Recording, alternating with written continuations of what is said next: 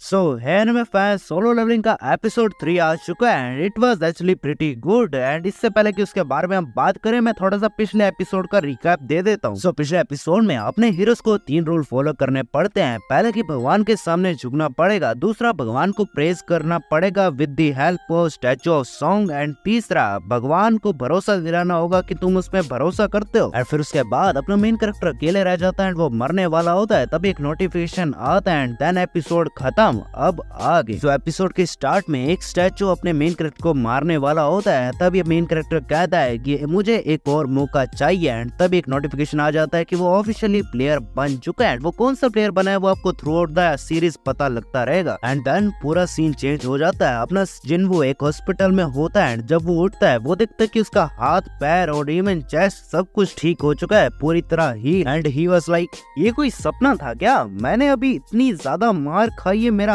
हाथ नहीं था, मेरा पैर नहीं था, सब कुछ ठीक हुआ तो हुआ कैसे? और फिर उसके बाद उसी रूम में हंटर एसोसिएशन का टीम मैनेजर वो जिनचुल भी आता है, एंड साथ में वो अकेला नहीं आता, उसके साथ आता है कंताशिक। एंड अगर ये लोग इधर आए तो इसका मतलब समझे दिया यहाँ पे कुछ तो गड़बड़ है, कुछ तो गड़बड़ किया है रे। एंड अगर तुम्हें लग रहा है कि ये मैनेजर साहब ऐसे हालचाल पूछने आए हैं तो तुम्हें इतना नहीं सोचना चाहिए। बाकी ये इसलिए यहाँ पे आते हैं क्योंकि अपना मेन कैरेक्टर 3 दिन से बेहोश पड़ा है, मतलब 3 दिन से उसको जाग ही नहीं आई भाई, अब जाके उठा। एंड देन हमें किंग शेंगशी के बारे में बताया जाता है, वही जो पिछले एपिसोड में अपना गाइड था मेन कैरेक्टर का। एंड आल्सो इसका हाथ कट गया था तो इसने सोचा अब रिटायरमेंट लेने का समय आ चुका है, तो इसके प्लान बन रहे हैं कि अब मैं यहीं से बस इतना ही था मेरा। एंड देन हमें जुई के बारे में बताया जाता है कि जो सब हादसा हुआ था उसके कारण वो ट्रॉमेटाइज हो चुकी है, उसका दिमाग हिल चुका है थोड़ा सा, तो अब वो शायद ही पार्टिसिपेट करे। उससे अभी भी पूछा जा रहा है कि तुम पार्टिसिपेट करना चाहोगी अगले डंजन। एंड आल्सो जो उस डबल डंजन में बचे थे वो 6 जिने थे, तो उनमें से किसी को तो मेंटली दिक्कत है और कुछ ट्रॉमेटाइज हुए पड़े हैं और कोई रिटायरमेंट का प्लान है। एंड देन हमें पता लगता है कि जहाँ पे डबल डंजन हुई थी वहाँ पे व्हाइट गिल के लोग चले गए थे उन लोगों को बचाने, बट वहाँ पे सिर्फ कोई की जना बचा था, अपना मेन कैरेक्टर। बाकी पूरी जगह में कुछ नहीं बचा था, सारे मोस्टर इवन स्टैचू सब गायब। व्हाइट गिल टीम भी लाइक इसको जमीन खा गई, जा आसमान निकल गया, मोस्टर गए तो गए का। मैं बता दूं तुम्हारे साथ मोए मोए हुआ है। अगर तुम्हें लग रहा है कि ये तुम्हें आखिरी बार देखने को मिल रहा है तो मैं बता दूं इट्स जस्ट ए बिगिनिंग, तो इतना टेंशन नहीं लेने का बिड़ू, अभी काफी पंगा होने वाला है आगे के एपिसोड में। एंड देन हमें वो जिनचुल के आने का मेन कारण पता लग जाता है, क्योंकि डबल डंजन में अपना मेन कैरेक्टर गया था एंड वो जिंदा लौट के आया है, वो भी इस तरह से, तो थोड़ा सा डाउट तो होगा। तो उन्होंने पूछा कि तुम्हारा क्या सेकंड अवेकनिंग हुआ है? एंड मैं सेकंड अवेकनिंग के बारे में बता दूं तो ये काफी रेयर देखा जाता है। नॉर्मली एक बंदे की एक ही अवेकनिंग होती है एंड उसी से उसे जज कर लिया जाता है कि तुम कितने पानी में हो, बट कईयों को इनके 2 बार भी हो जाते हैं। ऊपर से अपना मेन कैरेक्टर तो ई वाला था, मतलब ई रैंक का, वो डबल डंजन से बच के आया। एंड मैं बता दूं कि सेकंड अवेकनिंग से काफी ज्यादा फायदा होता है, क्योंकि जो ई रैंक का भी बंदा है ना वो सीधा ए या एस रैंक तक जा सकता है, इतनी कमाल की चीज है। बट ये काफी कम देखा जाता है, मतलब 0.1% चांस। एंड यही चीज चेक करने के लिए वो लोग मानामीटर पे चेक करते हैं, बट उसका स्कोर आता है 10। एंड इवन ई रैंक में जो सबसे कमजोर भी है ना उसकी भी 70 पॉइंट्स है एंड इसके 10,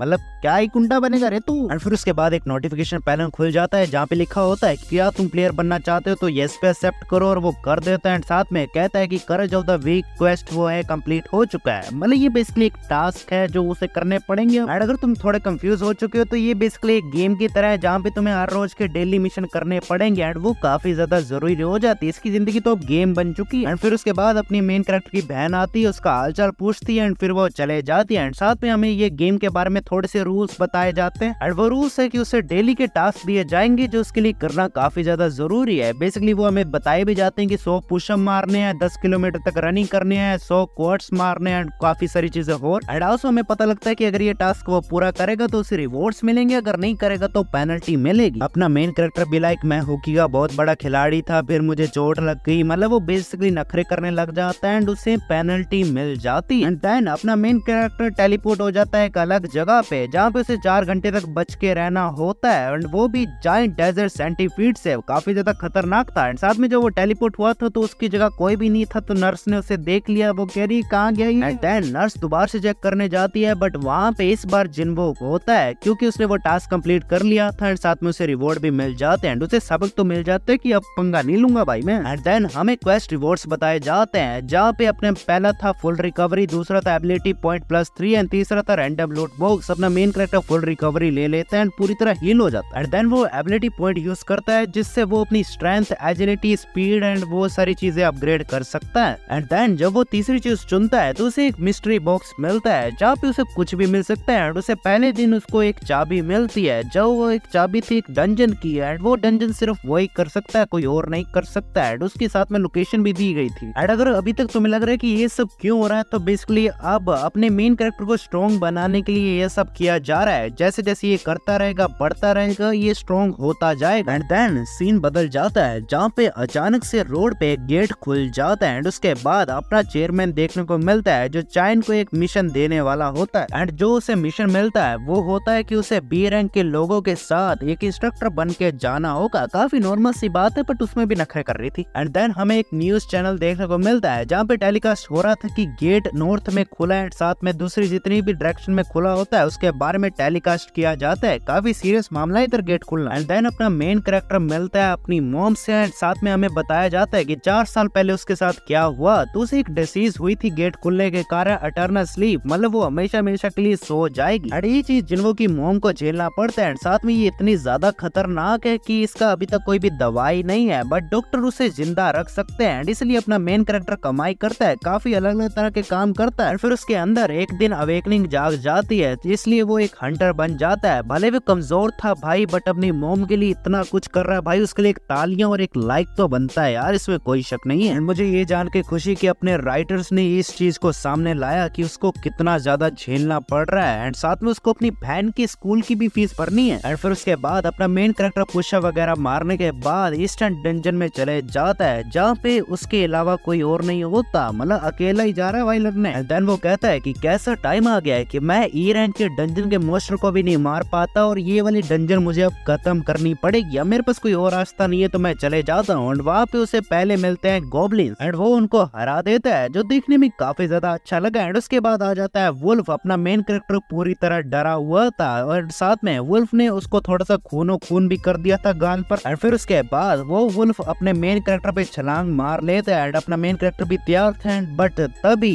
ये एपिसोड यहीं पे खत्म कर दिया जाता है। एंड मैं बताऊँ ये काफी ज्यादा मजेदार था। एंड देखा जाए तो ये ओवरऑल एपिसोड बिल्डअप करके जाता है कि अपने मेन कैरेक्टर को थोड़ी थोड़ी नई नई चीजें पता लगती है कि ये मिशन करने पड़ेंगे, टास्क मिलेंगे, रिवॉर्ड मिलेगा, एंड वो थोड़ा स्ट्रॉन्ग होता जाए। एंड अगर मैं ये 3 एपिसोड का होनेस्ट रिव्यू करूं तो ये थोड़े से डिसेंट थे, अगर वो स्माइल वाली चीज को हटा दूं। बट इसका मतलब ये नहीं कि आगे भी ऐसे जाएंगे, आगे ये और भी ज्यादा कमाल करने वाले हैं। और ये चीज मैं लिख के देता हूँ कि तुम्हें अगले 3-4 एपिसोड में काफी ज्यादा मजा आने वाला है, क्योंकि ये तो सिर्फ बिल्डअप था। बाकी आई होप आपको वीडियो अच्छी लगी तो वीडियो को लाइक एंड चैनल को सब्सक्राइब कर देना, साथ में नोटिफिकेशन बेल को भी दबाना। तब तक के लिए बाय बाय।